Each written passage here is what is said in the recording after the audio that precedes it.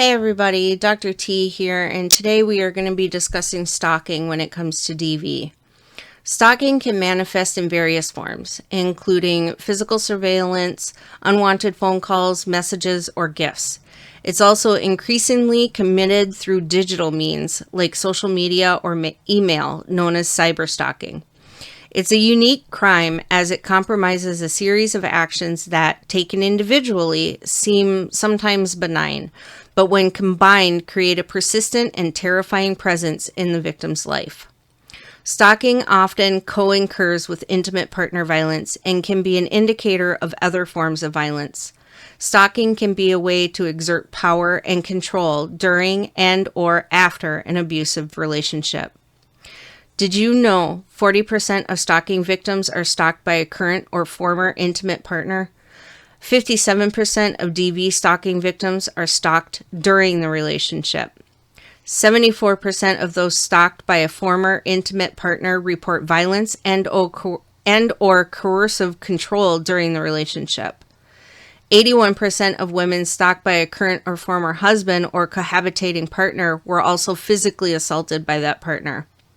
31% of women stalked by an intimate partner were also sexually assaulted. 41% of victims stalked by a current intimate partner and 35% stalked by a former intimate partner experience threats of harm. The average length of partner stalking is 2.2 years.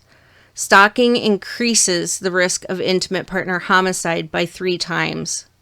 Among female victims of attempted and successful homicide by male partners in the 12 months prior to the attack, 76% to 85% of the victims were stalked, 89% to 91% that had been physically abused during the relationship had also been stalked, and 46 to 54% of victims reported stalking before the attack, most commonly to police.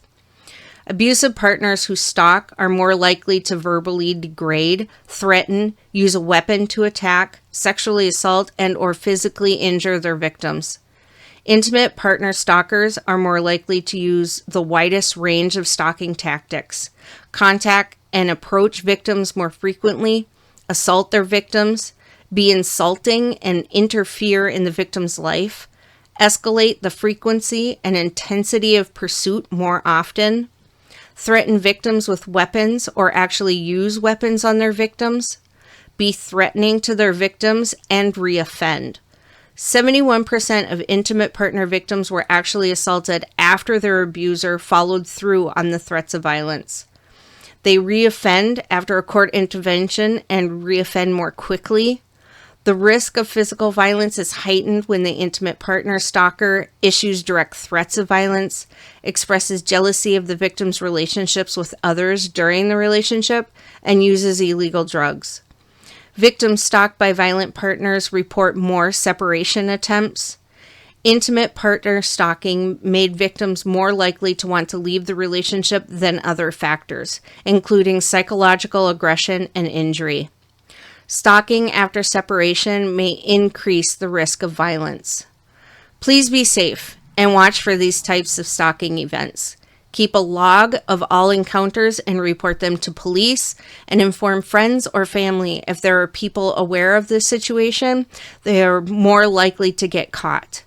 Be aware that even small amounts of stalking, such as texts and emails, has the possibility to lead to something greater. If you or someone you know is in an abusive situation, call the National Helpline at 1-800-799-SAFE or text START to 88788. Everyone deserves a healthy relationship.